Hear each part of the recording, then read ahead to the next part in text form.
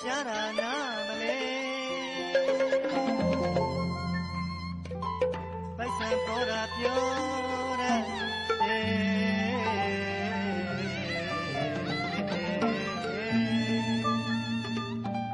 ဘူရီပါဒီမိတ်တာတဲ့ညမကြီးနဲ့